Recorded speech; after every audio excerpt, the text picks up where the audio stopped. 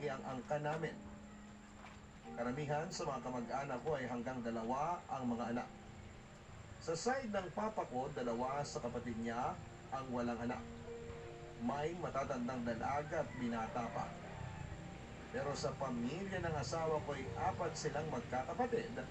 Pangatlo sa magkakapatid ng asawa ko.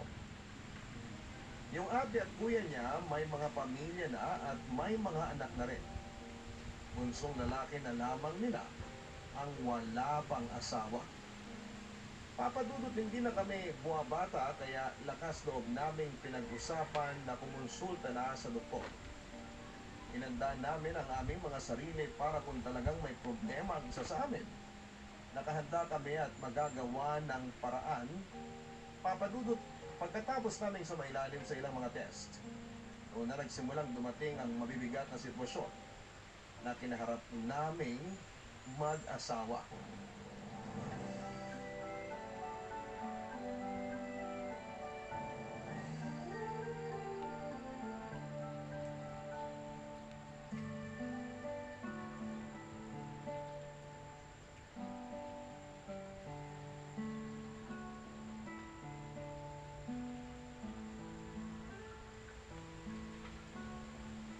Oh, Han. Akin na nga yung kamay mo. Grabe, Han. Nilalamig at pinagpapawisan ng mga kamay ko.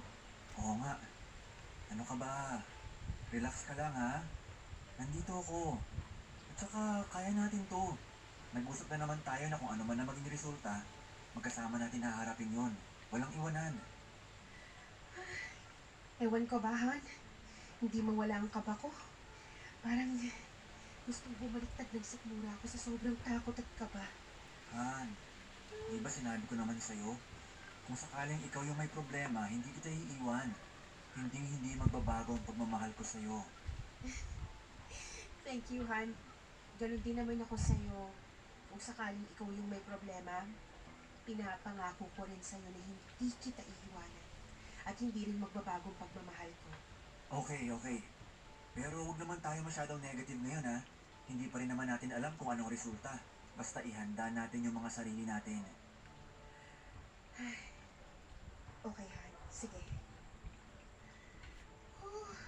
Kinakabahan pa rin talaga ako, Han. Okay lang ang kabahan. Pero huwag din nating alisin yung pag-asa sa maganda at maayos na resulta, Han. Oh, ayan na pala si Doc. Hi, Doc. Good morning po. Good morning po, Doc. Good morning. Sige, maupo kayo. Thank you, Doc. Salamat po. Nandito na pala sa table ko yung results. Okay. Roel and Teresa. So, ito na yung results ng mga test ninyo. Handa na ba kayo sa results? Opo, Doc. Nag-usap na naman po kami ni Tere. At handa na po kami anuman po maging resulta. Oo nga po, Doc. Okay, ganito. We'll get straight to the point. Ayon dito sa results ng mga test sa inyo, normal lahat ng results ng test mo, Tere. Yung kay Ruel ang medyo may problema. Doc, nasa akin ho ang problema? Ano pong problema? Han, Ruel, tatapatin kita ha. Meron kang tinatawag na azoospermia o walang sperm ang semen mo. May mga test pa na kailangang gawin sa'yo para malaman natin kung ano ba ang naging posibleng dahilan o mga dahilan. At dedepende sa kung ano ang dahilan ang magiging treatment sa'yo. Yun din yung rason kung bakit magtatatlong taon na kayong sumusubok pero hindi pa rin kayo makabuo kahit ano pang gawin yung pagsisikap. So, nasa akin palang problema, Doc? Baog pala ako? Ano yun, Doc? Wala na akong pag-asa magkaanak? Hindi ko na mabibigyan ng anak ang asawa ko? Ibig sabihin, hindi na kami makakabuo ng pamilya. Han. Hindi naman sa ganon, Roel. Huwag kang mawala ng pag-asa. Kasi may pag-asa pa kayong magkaanak. May mga paraan. Meron tayong tinatawag na Assisted Reproductive Technology o ART. Ito yung mga paraan para ma-overcome ang infertility. Isang halimbawa niyan ay yung IVF. IVF, Doc? Yes, yung IVF or in vitro fertilization. Ito yung procedure kung saan pagsasamahin ng egg cell mula sa babae at sperm cell mula sa lalaki sa isang laboratorio. Ngayon, yung pinagsamang egg cell at sperm cell, magiging fertilized egg yun. Tapos, i-inject yun sa uterus o sa bahay bata ng babae. Now, bukod sa IVF, meron din namang surgical procedure o operasyon. Pwede ring madaan sa gamutan. Pero gaya nga ng sinabi ko, depende sa dahilan ng azoospermia mo ang magiging treatment sa'yo. So sa ngayon, magre-request ako ng ilan pang mga test para sa'yo, Rowel, para ma-determine natin ang magiging treatment sa'yo. Salamat po, Dok. Yun pong mga paraan na yan, Dok. Usually po, magkano po inaabot? Dediretsuhin ko na kayo, ha? Medyo may kamahalan. Kaya nga mas maganda na mai-consider ninyo ni Rowel sa pag-uusap nyo yung posibleng magagastos. Bibigyan ko kayo ng quotations ng mga procedure para at least meron kayong idea. Thank you po, Doc.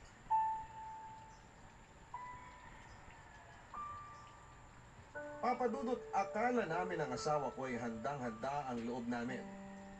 Pero iba pala ang realidad. Iba pala kapag nandun ka na sa sitwasyon na nakalatag na sa harapan ninyo ang problema at katotohanan. Aaminin ko na nakahinga ako ng maluwag nung malaman kong wala sa akin ang problema. Pero hindi pala ako ganun kahanda para sa asawa ko. Nang mga oras na yon ay hindi ko alam kung paano ko siya i-comfort. Hindi ko masabing okay lang yan, Han. Magkakaanak pa rin naman tayo. Ibig sabihin, may pag-asa pa. Hindi ko kasi alam kung ano ang pakiramdam ng lalaki kapag nalaman niyang baog siya.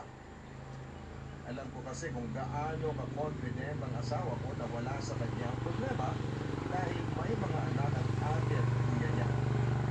At sa pagkakaalam namin ay wala silang lahing baog. Kitang-kita ko sa mukha niya ang sakit at lungkot ng mga oras na yon.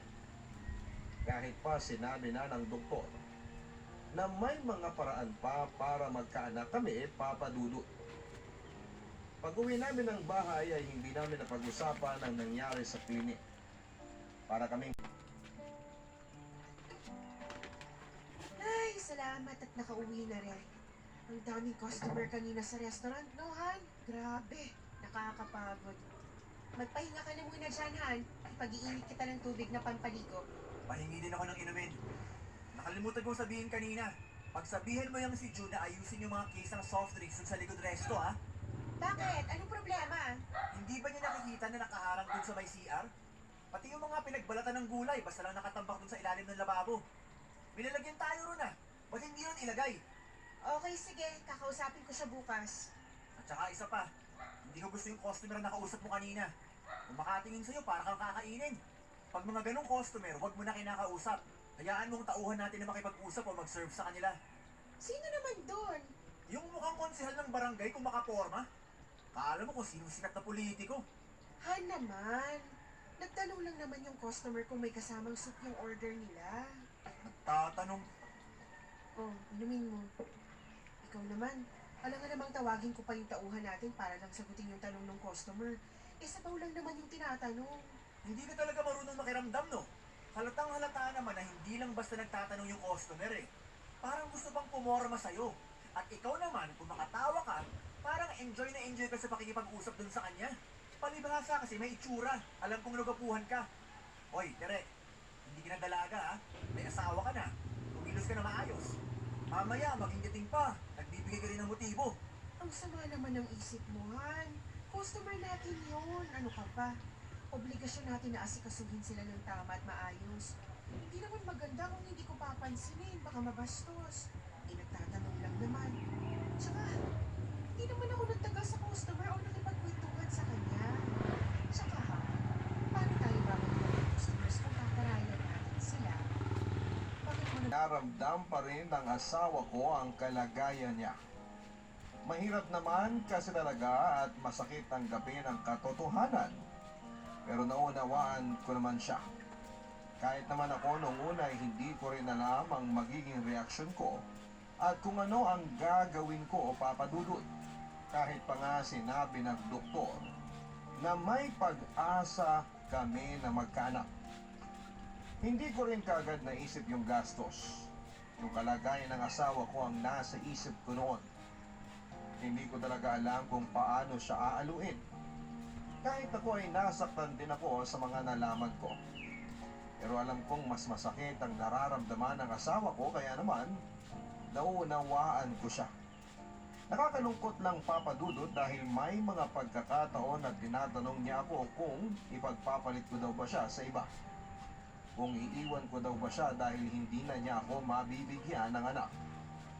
Umabot na siya sa punto na pakiramdam niya ay gumuho na ang pangarap naming dalawa na magkaroon ng isang masaya at buong pamilya. Pero palagi ko pa rin sinasabi na huwag kaming mawala ng pag-asa. Na nandun lang ako sa tabi niya. Pero habang tumatagal ay tumitindi talaga ang insecurity ni Ruel. Palatanda na hindi pa niya lubusang natatanggap ang kalagayan niya. Inahabaan ko na lamang ang pasensya ko at nilalawakan ng pangunawa papadudod. Iniisip ko na lamang na darating yung time na matatanggap din niya ang katotohanan na maog siya. At may isip niya na sa kabila noon ay meron pa rin naman kaming pag-asang magkaanak. Noong time na yon, maaaring nakatingin lamang siya sa kalagayan niya pero hindi ako tumigil sa pagdarasal. Thank you all for watching this here video. Please like and subscribe and follow. Much love from Little Yas to each of you. Content creator.